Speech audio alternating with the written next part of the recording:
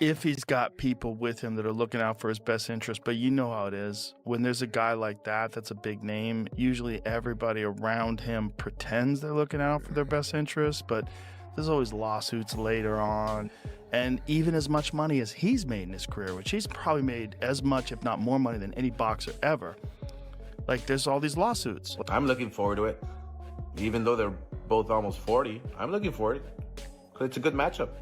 But just show up and fight. Please, show up and fight. There's 3 people in the world that I think that could beat Tank. That would be Devin, that would be Shakur, and Tank Davis himself. You got the last one right. That's the only person that can beat me. Gervonta Davis. That's the only person. Them cannot touch me at all.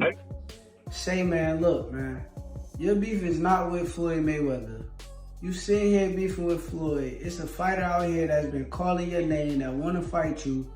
Gervonta Tank Davis, let's make the fight happen, man. I'm tired of tweeting. I'm tired of talking. In the latest round of Fight World chatter, Teddy Atlas is treating a possible Gervonta Tank Davis vs. Shakur Stevenson showdown like the kind of event fans would circle in red ink. Atlas' big takeaway is that Stevenson's defense lives in that rare, top-shelf category, built on lightning-quick feet, slick movement, and an almost annoying ability to control distance so opponents can't get a clean read on him. Still, Atlas isn't buying the idea that Shakur is untouchable. He's convinced Davis is the one guy with the instincts and ring IQ to solve that puzzle, saying Tank has the craft to make Stevenson think twice, set traps, and ultimately flip the script when it matters most. Because Shakur Stevenson is that difficult. Because of his style, because of his abilities, because of his eyes, because of his, his legs, and his hand speed, the way that he controls range. Tank Davis is the only guy that I can see that could possibly decipher that style and beat Shakur Stevenson. Mike Tyson stepped into the conversation like only Tyson can, delivering a headline-ready prediction that instantly turned the hypothetical into must-see drama.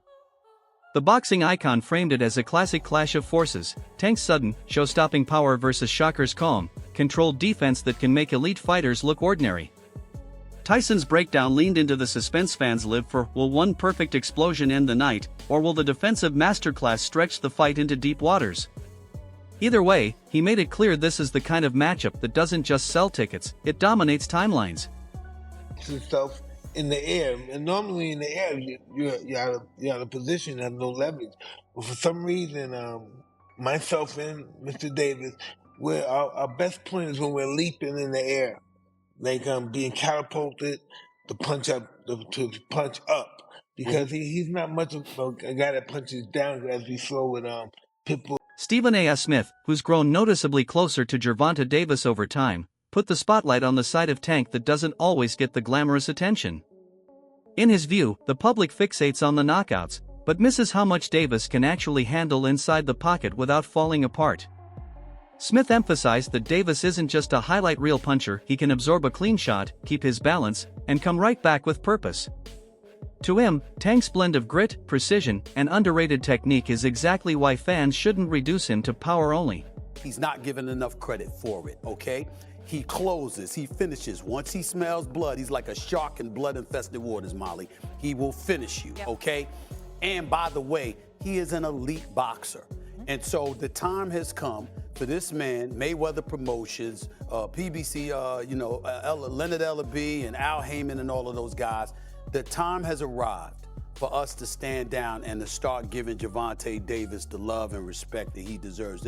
As the debate rolled on, Virgil Ortiz Jr. added his own perspective, backing Shakur Stevenson's defense-first identity as something smarter than people want to admit. Ortiz made the point that avoiding punishment isn't running, it's good business in a sport where careers can change in a single exchange. At the same time, he didn't downplay what makes Gervonta Davis so terrifying, the constant threat of sudden damage. Ortiz framed it as a true-style collision, speed and space versus pressure and power, and said that contrast is precisely why the matchup feels so intriguing. Tank and Shakur is the fight that needs to happen for 135. That's probably the biggest fight you can make, 135 too. Yeah. Who would you have winning that one? It's a hard one, man. Shakur, he's very technical. He's very defensive. And you know what? People shit on his defense, man, but why are you going to stand there and get hit? Yeah. You know what I mean? Yeah. Like, in reality, no one likes to get hit. Doesn't matter if you can take it or not. the point of boxing is to hit, not get hit. You know. Yeah. Gervonta, he's he's obviously he's Gervonta. I don't really have to explain why I think he's good. You know, it's just both styles. I would like to see who's the winner of it. You know, he is being a boxing fan. The trash talk between Shakur Stevenson and Gervonta Davis hit a new level when Shakur decided to speak on it directly, and his response sounded less like banter and more like a receipt.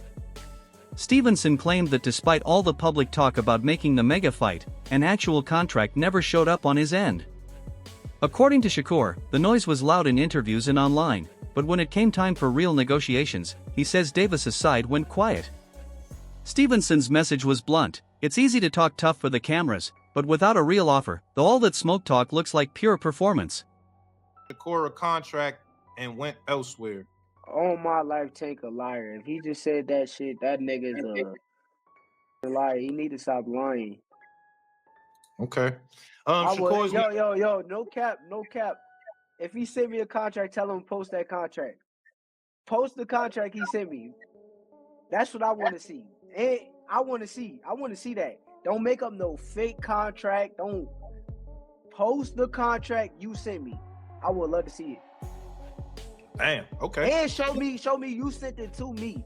To the email, to make sure that I got it. Gervonta Davis, meanwhile, brushed off the idea that Shakur Stevenson is a serious threat, aiming his criticism straight at Shakur's cautious, defense-centered approach. Davis argued that the fighters who truly create danger are the ones who commit to offense and force chaos, not the ones who prioritize staying safe. In his view, Stevenson's style doesn't bring the kind of aggressive intent that would make him lose sleep.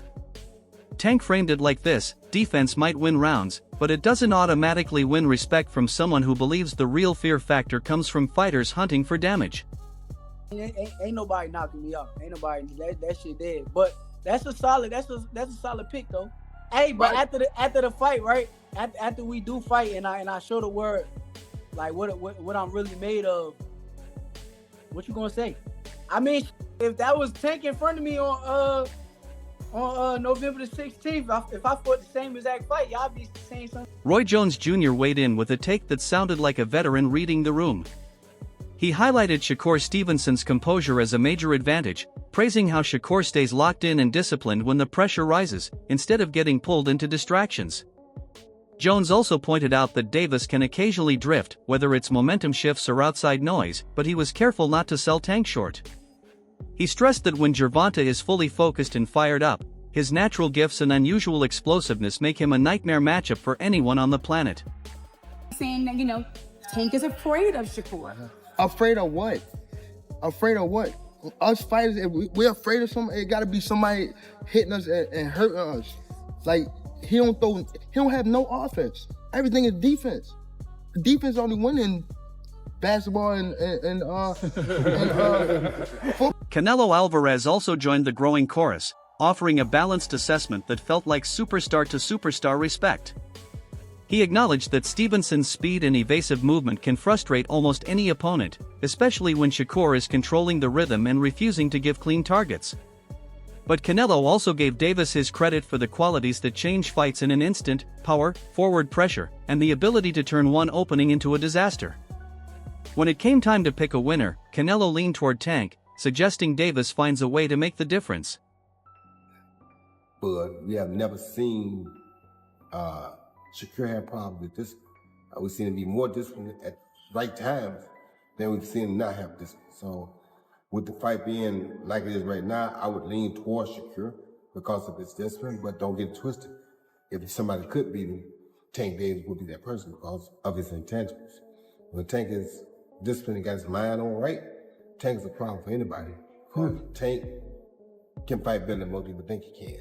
It's just that sometimes his outside antics get the better of him, and it make people think less of him, but don't underestimate Tank Davis. As the discussion shifted toward boxing's future faces, Timothy Bradley Jr. made a strong case for Shakur Stevenson as the sport's next major star. Bradley pointed to Shakur's polished technique, sharp defense, and high ring IQ as the kind of foundation that can carry an era, not just a single title run. In Bradley's eyes, Stevenson represents a lane where precision and strategy become the main event again. He sees Shakur as the type of fighter who can reshape what fans value, less about wild brawls, more about mastery, control, and making elite opponents look like they're constantly a step behind. Shakur Stevenson is a good fighter. He moves a lot, and it's very difficult to get hit, to hit him. But I like Gervonta Davis. Okay. He's a really good fighter. He hits hard, and he knows how to go forward. So I put my money on Gervonta. Terrence Crawford stepped in to back Shakur Stevenson after Gervonta Davis took aim at him, and Crawford's tone was clear. The resume speaks for itself. He reminded everyone that Shakur isn't some unproven name chasing validation. He's already collected world titles across 3 divisions.